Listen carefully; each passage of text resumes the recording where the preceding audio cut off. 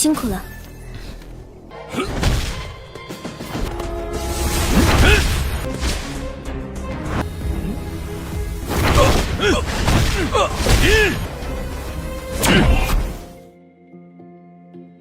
Halo semua, selamat datang di Ruang Sinema. Bagaimana kabar kalian semua? Semoga selalu sehat dan baik-baik saja. Sesuai jadwal, jadi pada hari ini kita akan kembali melanjutkan Studies Donghua Supreme God Emperor episode terbaru, yang mana ini adalah episode yang ke-417. Bagi yang baru bergabung di series ini, kita sudah sediakan playlistnya, jadi kalian bisa dengan mudah mencari di mana episode awal dari series ini. Sebelum kita mulai episode terbarunya, kita akan melihat dulu apa saja yang telah terjadi pada episode sebelumnya, tepatnya pada episode 416. Di minggu kemarin, setelah Xiao Yuner dan Abang Muyun adu mekanik, terlihat dan begitu jelas kalau saat ini Xiao Yuner sedang mengalami penerobosan. Setelah menunggu beberapa saat, akhirnya Xiao Yuner pun telah berhasil. Ia bergegas memeluk Muyun karena semua ini bisa terjadi karena berkat bantuan darinya. Sebagai tanda terima kasih, Xiao Yuner pun ingin memberikannya sesuatu. Awalnya Muyun mengira itu adalah sebuah ciuman, jadi ia pun sempat memejamkan matanya. Namun nyatanya hadiah itu adalah telur naga. Setelah semua itu, mereka pun keluar dari tempat tersebut dan melihat Bibi Yun yang sedang bertarung dengan keluarga Lin. Sepertinya Bibi Yun sudah mengenali hubungan mendalam Muyun dan juga Xiao Yuner. Nah, di sini Muyun mulai bertindak menghadapi keluarga Lin demi bisa melindungi Bibi Yun dan juga Xiao Yuner. Selain itu, mereka juga tidak perlu takut lagi karena Lin Jae-in sudah dirinya habisi. Untuk Han Yun sendiri masihlah belum tahu apa yang terjadi kepada Lin Jae-in. Jadi dia dan kelompoknya pun akan mencari keberadaannya. Sekarang kita akan melanjutkan episode terbarunya. Di sini Muyun dan yang lainnya bisa mendengar sebuah suara yang mana itu merupakan aungan dari seekor naga.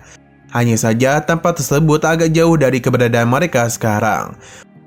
Walaupun begitu, Muyun dan yang lainnya masihlah bisa melihat perputaran energi yang tidak stabil. Muyun sadar betul kalau tempat ini pasti memiliki sesuatu. Mereka pun mulai melakukan perjalanan untuk melihat apa yang terjadi di sana.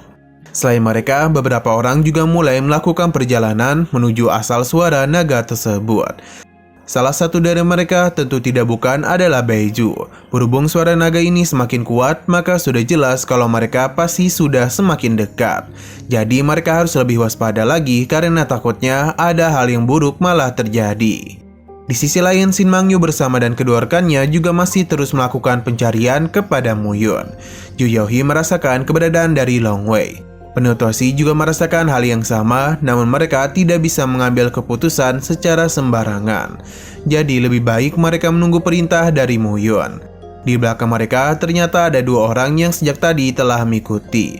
Mereka yakin persembunyian mereka belumlah diketahui. Hanya saja Ju Yaohi itu sepertinya sama-sama telah merasakan keberadaan mereka. Jadi daripada mereka ketahuan, lebih baik mereka ini mencari jalan lain saja. Apalagi Tuan Ningdi sudah memberikan senjata ajaib tembus pandang kepada mereka, yang seharusnya orang-orang itu tidak akan pernah mengetahui keberadaan mereka. Berhubung Tuan mereka sudah memberikan perintah, maka kali ini mereka harus memastikan Muyun benar-benar dihabisi. Karena bagaimanapun dendam ini harus mereka balaskan, sebab Muyun telah menghabisi 4 raja spiritual dari klannya. Satu-satunya balasan atas apa yang telah Muyun lakukan hanyalah kematian saja.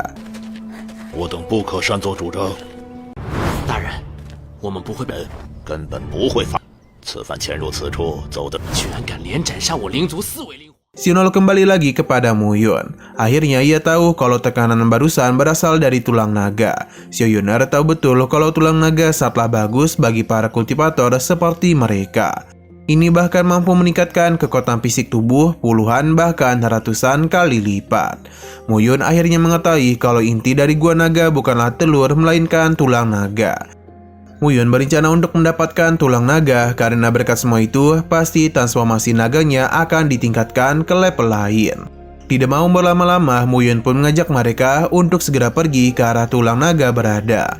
Mereka terus saja berlari hingga akhirnya kembali masuk ke dalam hutan.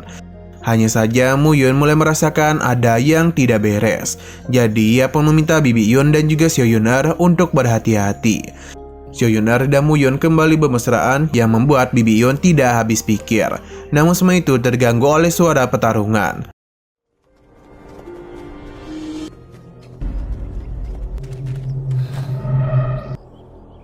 辛苦了。 Alhasil mereka yang penasaran pun segera pergi ke sana. Ternyata yang sedang bertarung itu adalah kelompok Han Yun dan dua orang yang sebelumnya kita lihat. Kemampuan dari pria ini sepertinya sangatlah hebat karena mampu membuat bawahan Han Yun tidak berkutik. Ia kemungkinan kenal dengan Han Yun ini. Ia pun penasaran mengapa Han Yun belum mati, padahal ia sudah mendengar kalau Han Tianyun telah dihabisi oleh Mu Yun. Pria ini pun mentertawakan apa yang telah Han Yun alami selama ini. Kesal dengan perkataan Pei Tianyu, ia pun segera bertindak untuk bisa menghabisinya. Namun sebelum serangan itu mengenainya, guru dari Pei Tianyu pun muncul untuk bisa menahan serangan dari Han Yun. Semua ini pun semakin membuat Han Yun murka dan kembali lagi melancarkan serangan kepadanya. Hanya saja kemampuan dari tetua ini jauh lebih unggul dari Han Yun. Bahkan ia dah mudah dipukul mundur.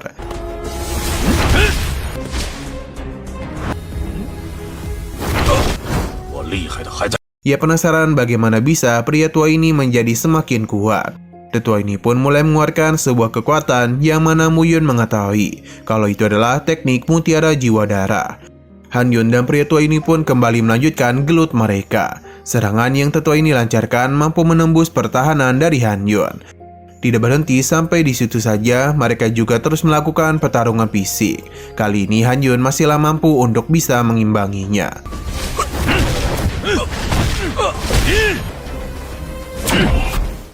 Xiao Yuner tidak tahu apa yang harus mereka lakukan. Bibi Yun pun meminta untuk tidak ikut campur dalam pertarungan tersebut. Hanya saja Mu Yun memilih untuk pergi ke sana karena ia merasa tertarik dengan teknik mutiara jiwa darah. Jadi Mu Yun meminta Xiao Yuner dan Bibi Yun untuk pergi lebih dulu. Secara perlahan namun pasti, Mu Yun terus mendekati mereka untuk bisa melihat dan jelas pertarungan yang sedang kedua pria itu lakukan. Selain Han Yun dan tetua ini, pertarungan juga terjadi antara Fei Tianyu dan para murid dari Han Yun. Dalam pertarungan itu, Wama telah berhasil menekan Han Yun. Ini pun membuatnya terpaksa untuk bisa bertarung dengan sangat serius. Armor senjata suci pun dirinya gunakan agar bisa mengalahkan Wama. Melihat tindakan itu membuat Wama tertawa karena semua itu tidak akan berguna di hadapannya. Hanya saja Han Yun tetaplah percaya diri. Karena bagaimanapun ini adalah senjata suci terbaik yang dimiliki oleh Istana Langit Yuanhuan. Armor ini bernama Ming Han Jin Utara.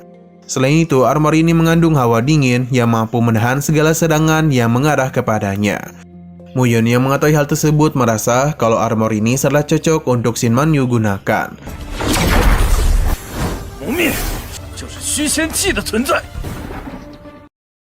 Wama tidak takut dengan armor yang dimiliki oleh Han Yun. Ketika itu juga dirinya pun mulai menyiapkan sebuah serangan yang sepertinya sangatlah berbahaya. Han Yun mencoba untuk menahan serangan tersebut, namun apa daya semua itu sudah terlambat. Alhasil Han Yun mau tidak mau harus menahan serangan ini dan perisai es yang dirinya miliki.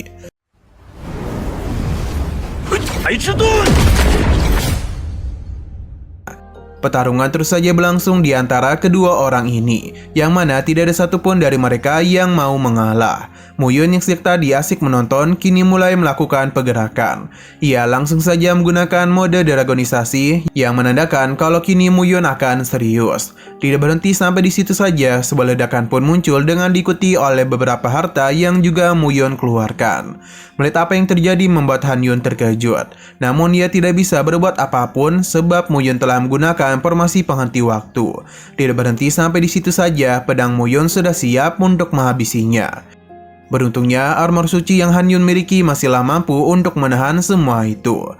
Melihat apa yang terjadi tentu saja membuat orang-orang ini penasaran siapakah yang telah mengganggu pertarungan mereka. Bawahan Han Yun harus meninggoy karena efek ledakan dari serangan Mu Yun.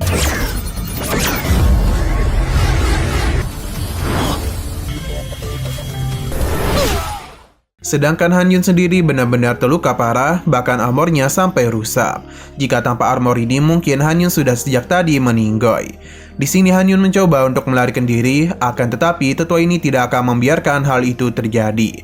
Hanya saja serangannya masihlah belum cukup untuk menghabisi Han Yun. Yang ada dia malah berhasil pergi melarikan diri. Pada akhirnya hanya tinggal Mu Yun dan kedua orang ini saja. Mu Yun mengambil armor suci yang ditinggalkan oleh Han Yun. Walaupun ini telah rusak, namun masihlah mampu untuk dirinya perbaiki. Akan tetapi niatannya untuk mengambil harta tersebut tidaklah dibiarkan oleh tetua ini. Tidak ingin adanya keributan, Mu Yun akan menukarkan harta tersebut dengan pedang miliknya. Ini bukanlah pedang sembarangan, namun pedang kelas poin immortal. Tentu jika mereka menerima hal ini, maka merekalah yang akan untung. Karena harta suci tadi sudahlah rusak. Karena Mu Yun sudah memberikannya, maka tetua ini pun mengambil pedang tersebut dan ingin pergi dari hadapannya. Namun Mu Yun tidak membiarkannya dan langsung memberikan tendangan manja kepadanya. Yang mana ternyata sejak awal Mu Yun sudah tahu siapa dia, begitu juga dengan tetua ini. Karena bagaimanapun mereka adalah teman lama. Pada akhirnya tetua ini pun mengubah penampilannya, yang mana ia tentu tidak bukan adalah lawan. 老鬼， Mu Yun begitu senang karena sudah cukup lama mereka tidaklah bertemu. Sejak Mu Yun datang ke 3000 dunia kecil ini, ia sangatlah ingin berkunjung ke sekte setan janji. Lawan membenarkan hal tersebut. Seharusnya Mu Yun tahu kalau hanya kultivator setan saja yang diperbolehkan untuk pergi ke sekte setan janji. Selain itu dirinya juga selalu berada di sana. Berhubung muridnya ini tidak tahu siapa pria di hadapan mereka, jadi lawan memberitahu, namun sebelum itu dirinya kembali mengubah penampilannya. Ia pun memperkenalkan sosok Mu Yun yang merupakan murid dari Raja Peri Mu Yun. Mendengar apa yang gurunya katakan seketika saja membuatnya terkejut, karena ia bertemu dengan sosok yang sangat hebat. Lawan hanya bisa tertawa saja.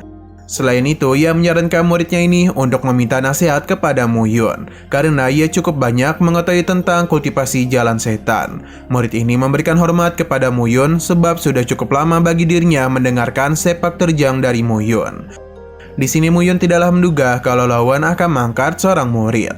Sebenarnya cukup panjang cerita, apalagi ia ini sudah lama di sekte setan janji. Jadi tidaklah salah untuk menjadi seorang murid untuk meneruskan kemampuannya. Lawan akan menyerahkan armor ini kepadanya. Mu Yun tentu akan menerima hal ini. Hanya saja ia tidaklah mau menerima sesuatu tanpa memberikan sesuatu kepada mereka. Maka karena itulah ia akan memberikan pedang poin immortal kepada murid lawan. 我告诉你，你想修魔就穆先生，就要我那是找不到你。哼，这件寒甲是师尊，他是。 这便宜。 Memegang secara langsung pedang ini tentu merupakan hal yang begitu mengejutkan. Karena bagaimanapun di seluruh 3000 dunia kecil ini saja pedang poin immortal sangatlah jarang ditemukan. Dan kini pedang itu ingin diberikan kepadanya. Mu Yun memberitahu kalau awalnya pedang itu berada di tangan Suanusin. Akan tetapi pera ini telah dirinya habisi, jadi jika ia mau menerima senjata itu, maka ia harus bersiap untuk menghadapi orang-orang yang ingin membalas dendam atas kematian Suanusin. Pera ini sama sekali tidaklah mempermasalahkan hal tersebut. Lawan tidak menyangka muridnya ini akan seberani itu, padahal ia sama sekali belum pernah melihat betapa luasnya dunia luar. Bagi Mu Yun, pedang ini akan cocok dia gunakan. Nah, setelah semua itu, Mu Yun mulai melakukan sesuatu yang tentu saja ia akan melakukan perbaikan pada armor suci milik Han Yun. Di saat melakukan pemeriksaan, Mu Yun sempat terkejut karena ada beberapa larangan yang telah rusak, yang menandakan kalau Mu Yun harus segera memperbaiki harta itu secepat mungkin. Dia mulai menulis kembali rune yang telah hilang dari armor suci ini. Terlihat dan jelas kalau Mu Yun sama sekali tidaklah kesulitan, yang seakan-akan ini adalah pekerjaan yang mudah baginya. Tapi bagi lawan ini bukanlah hal yang bisa dilakukan oleh sembarangan orang. Apalagi Mu Yun melakukan penulisan rune dengan kekuatan perinya. Hanya saja lawan penasaran karena seharusnya Mu Yun masih berada di ranah peri bulu. Namun bagaimana bisa ia memiliki kekuatan untuk menampung energi spiritual abadi sekuat itu? Jika lawan menyimpan kekuatan ini di dalam tubuhnya, maka sama saja dengan mencari mati. Sesaat kemudian, Mu Yun pada harinya telah selesai melakukan perbaikan, dan kini Bai Ming Hanji sudah seperti sedia kala. 立马说改就改，这用的是些禁武者的肉身，根本无法绝对是找死，这是怎么回事？ Namun Mu Yun masihlah kepikiran mengenai alasan mengapa armor ini bisa rusak dengan begitu mudah. Apakah serangan dia dengan lawan terlalu kuat sampai-sampai tidak bisa ditahan oleh armor ini? Tapi jika diingat-ingat, harta suci itu dimurnikan dengan baja kualitas tinggi. Untuk mengantisipasi kerusakan lagi, Muyun akan menambahkan air batu giok hitam. Dan ini Muyun yakin kalau armornya akan memiliki ketahanan yang cukup kuat. Apalagi armornya sudah mengalami perubahan. Apa yang Muyun lakukan hanya membuat lawan dan muridnya ini terkejut. Karena selain memperbaikinya, Muyun juga mampu meningkatkan kualitas dari armor suci. Setidaknya ini mungkin lebih tinggi dari kelas Poit Immortal. Muyun meminta untuk menyerang armor ini dengan pedang Poit Immortal. Di sini Muyun meminta untuk menyerang armor suci yang kini telah dirinya perbaiki sekaligus ditingkatkan. Tidak tanggung-tanggung Muyun akan mengadunya dengan pedang Poit Immortal. Di saat pria ini melancarkan serangan kepada armor tersebut, terlihat dan jelas kalau pedang ini sama sekali tidak mampu menggores sedikit pun armor suci. Bahkan sempat mementalkan pria tersebut. Mereka akhirnya sadar kalau setidaknya harta itu berada di senjata abadi kelas 2. Muyun benar-benar puas mendengar semua itu.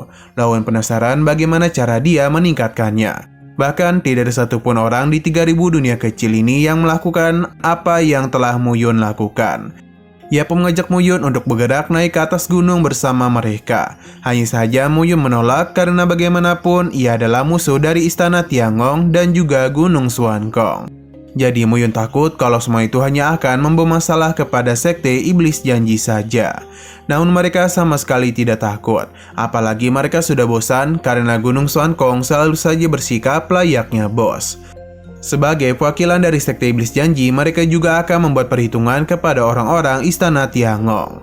Lawan menghentikan semua perkataan muridnya.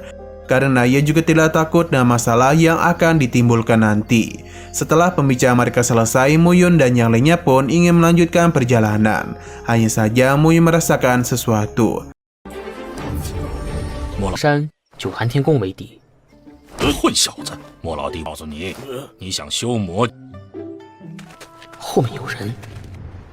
Sino berpindah kepada Han Yun yang mana dia itu begitu marah kepada Muyun dan berjanji akan menghabisinya. Hingga sesaat kemudian ia pun didatangi oleh kelompok Xuan Yunde.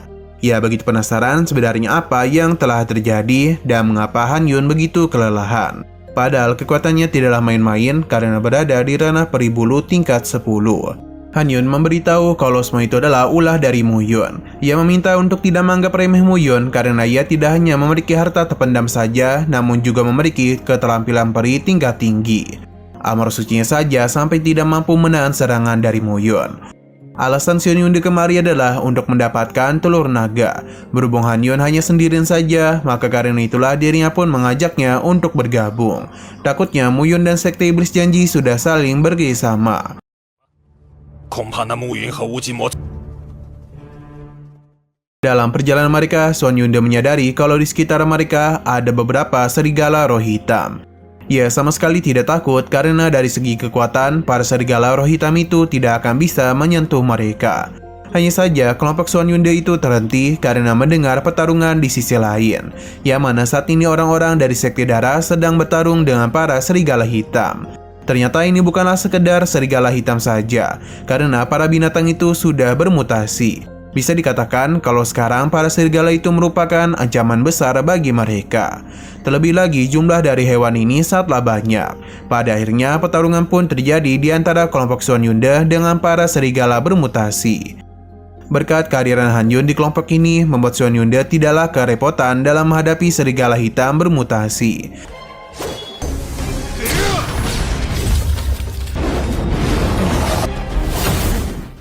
Nah, yang mengalami pertarungan dengan para serigala itu tidak hanya mereka saja, namun beberapa orang yang berada di sekitaran tulang naga juga bernasib sama. Ini bisa terjadi karena tempat itu merupakan sarang dari serigala hitam bermutasi. Xuan Yunde mencoba mengajak orang-orang itu berbicara, karena ia tahu kalau tujuan mereka kemari adalah untuk mendapatkan tulang dan telur naga. Ia menyarankan untuk saling bekerjasama demi bisa menghentikan para serigala hitam itu. Dan begitulah mereka baru bisa fokus dalam merebutkan tulang dan telur naga. Apa yang Xuan Yunde katakan membuat orang-orang di sana setuju demi bisa saling bekerjasama dulu. Di sisi lain Muyun dan yang lainnya akhirnya tiba juga. Ia lalu memberikan sapaan kepada tetuanya. Kehadiran Muyun tentu saja membuatnya terkejut karena akhirnya ia bisa kembali bertemu dengan pemimpinnya.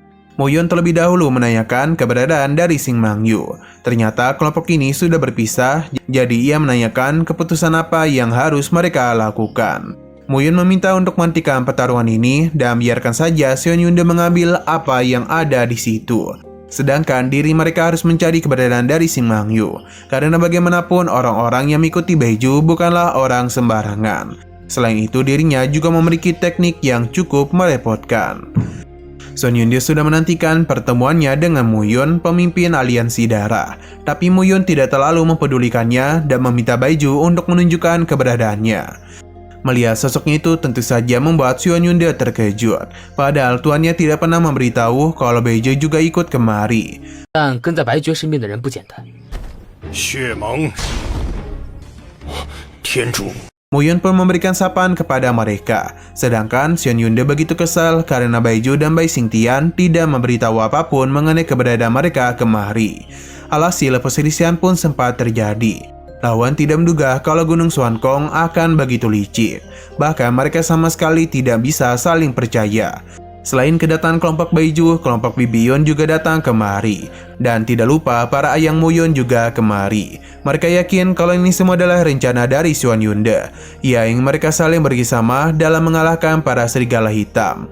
Lalu setelah semua itu barulah Baiju mengambil tindakan untuk mengambil telur naga dan tulang naga tanpa sepengetahuan mereka. Tapi nyatanya Seon Yunde sendiri juga tidak tahu mengenai kedatangan mereka. Untuk Mo Yun sendiri tidaklah membenarkan hal tersebut. Karena sejak tadi Bai Xingtian dan Baiju telah bersama dengan suku penyihir pohon kuno. Tapi niatan yang mereka miliki sangatlah licik. Sadar telah dimanfaatkan membuat si Tiang Chen begitu kesal. Sedangkan Baiju berusaha untuk menjelaskan kalau apa yang dikatakan oleh Mo Yun sama sekali tidak benar. Tapi suku penyihir sudah tidak percaya kepadanya. Sebab mereka yakin kalau Baiju itu pasti memiliki niatan buruk untuk mendekati suku penyihir. Jadi tidak heran mengapa dia datang kemari secara diam-diam. Pada akhirnya Baiju pun membenarkan apa yang mereka katakan. Karena sejak awal ia hanya memanfaatkan si Tiang Chen saja. Bai Xingtian memberitahu Seon Yunde kalau mereka diperintahkan langsung oleh ketuanya. Jadi tidak ada satupun yang boleh menghentikan mereka. Alhasil mau tidak mau Seon Yunde pun akan ikut bergabung bersama mereka. Dan kini fokus utamanya adalah kelompok Mo Yun. 这家伙满口胡言，就是不怀好意，你会后悔。此事乃是天主的计划。 Kehadiran dari Baiju pun membuat beberapa pihak mulai berpikir kalau Seon Yunde pasti sengaja mengajak mereka bekerjasama dan ketika mereka ini lengah, Baiju akan pergi mengambil tulang naga. Sesaat kemudian yang dirindukan oleh Mo Yun pun akhirnya datang juga. Shin Mang-yu pun menghampiri Mo Yun dan penuh kerinduan. Shin Mang-yu meminta untuk tidak seperti ini karena ia malu, sebab ada begitu banyak orang yang melihat mereka. Demi bisa menjaga anak mereka yang dikandung oleh Shin Mang-yu, Mo Yun pun memberikan Bei Ming Hanji dari istana Tiangong kepadanya. Shin Mang-yu tentu menjadi begitu senang, berbeda dengan Han Yun yang begitu kesal. Terlebih lagi, Mo Yun semakin membuatnya kesal saja karena ia tidaklah pernah sekalipun mengatakan kalau harta ini dirinya berikan kepadanya. Lantas mengapa Mo Yun malah berterima kasih kepadanya? Hanya saja Mo Yun malah semakin menjadi-jadi. Dia pun berterima kasih kepada Han Yun. Lawan menenangkannya karena sebelumnya memang Han Yun lah yang memberikan harta itu kepada mereka. Han Yun tidak membenarkan hal tersebut karena akibat serangan yang lawan lancarkan telah membuat ia harus meninggalkan armor sucinya. Di sini Mo Yun memberitahu kalau mulai hari ini aliansi darah mereka akan menjual senjata Suxian. Selama mereka mau membelanya, maka Mo Yun berjanji akan menyempurnakan senjata abadi. Tawaran yang dia berikan tentu saja diterima dengan baik oleh teman-temannya. Bahkan beberapa kelompok juga setuju. Seon Yunde sempat tertarik, tapi dirinya mengingatkan untuk bekerjasama demi mengalahkan para serigala bermutasi. Tapi tetap saja dirinya masihlah berkeinginan untuk mendapatkan harta yang ingin Mo Yun jual. 你能丢弃这件护甲？盟出售虚仙器，无极魔宗仙。各位， Entah kenapa Mo Yun merasa kalau sejak tadi ada yang telah mengikuti dirinya, yang mana kemungkinan besar itu berasal dari Gunung Swankong. Ia pun sempat kepikiran kalau mereka adalah orang-orang dari suku Roh. Muyun pun mendatangi Shin Mangyu. Ia meminta untuk berjuang lebih keras lagi dan lebih baik dirinya bertindak sesuai kemampuannya dulu. Shin Mangyu penasaran mengapa Muyun tiba-tiba mengatakan hal tersebut. Hanya saja Muyun tidak mau memberitahunya dulu. Di sisi lain kita pun diperlihatkan kepada induk dari serigala bermutasi. Tidak ingin membiarkan rombongan serigala itu menggila, Bai Xingtian memberikan perintah untuk melenyapkan kawanan serigala. Pertarungan pun mulai terjadi di mana-mana, sedangkan Baiju sendiri akan bertarung dengan Muyun. Sebelum bertarung, ia memberikan pujian kepadanya yang memiliki kekuatan yang sangat hebat. Muyun merasa itu benar, apalagi jika dibandingkan dengan Baiju. Yang manusia bukan, ular juga bukan. Baiju pun langsung saja melancarkan serangan kepadanya. Muyun akan meladeninya, yang mana dia pun mengeluarkan pedangnya demi bisa menahan serangan dari Baiju. Ledakan kekuatan pun tercipta akibat duel serangan yang terjadi. Wang Xingya mencoba untuk melindungi Shin Mangyu karena bagaimanapun pertarungan ini bisa saja melibatkan mereka. Xiao Yunar menenangkan mereka semua karena Qin Chen sangatlah kuat dan pasti bisa melindungi mereka. Namun tanpa Xiao Yunar katakan pun mereka sudah tahu kalau Qin Chen sangatlah kuat. Jadi mereka ini tidaklah perlu khawatir kepadanya. Hanya saja mereka ini bisa merasakan kalau Xiao Yunar memiliki aura spiritual milik Muyun. Mereka ini sepertinya tahu apa yang telah Muyun lakukan kepada Xiao Yunar. Perkataan Wang Xingya membuat Xiao Yunar merasa begitu malu. Shin Mangyu pun menenangkannya karena kedepannya ia akan terbiasa. Kembali kepada Muyun yang mana dia dan Baiju masih terus bertarung. Tidak ada yang mau mengalah di antara mereka. Baiju merasa ada yang aneh karena seharusnya ranah Muyun berada di bawahnya. Namun mengapa ia mampu memberikan perasaan yang sangat bahaya kepadanya?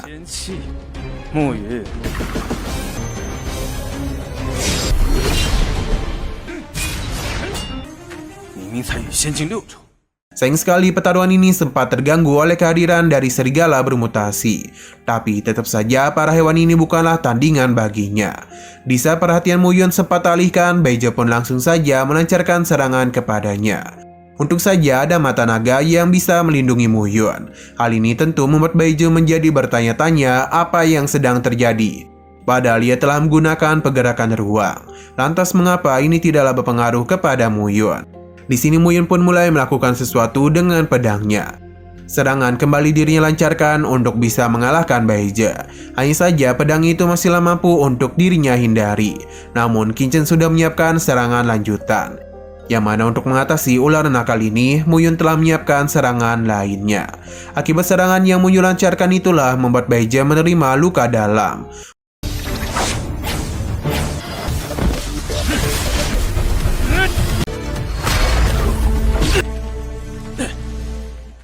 Walaupun begitu, Baiju masihlah meremehkan kemampuan dari Muyun. Dia mulai menggunakan armor sucinya. Dengan armor ini, Baiju menjadi begitu percaya diri kalau Muyun tidak akan bisa melukai dirinya.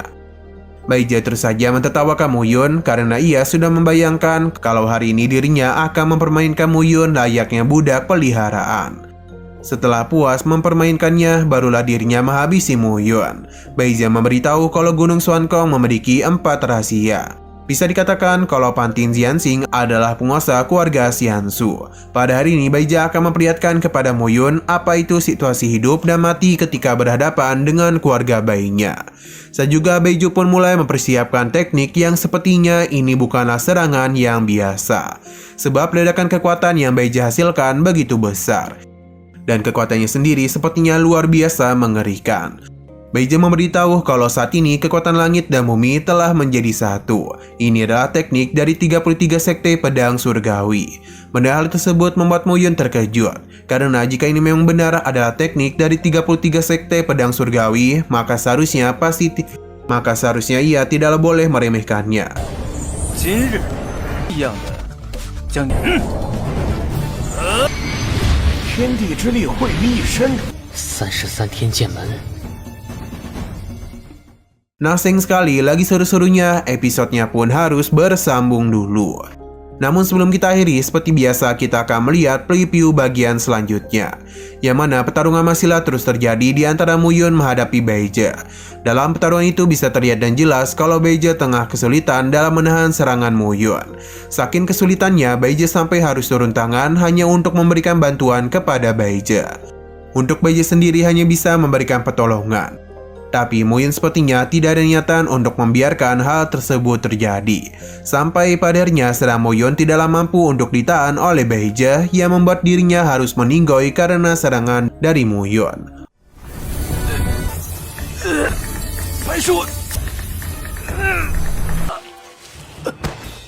Oke, sekian dulu pada video kali ini. Untuk video selanjutnya akan segera hadir.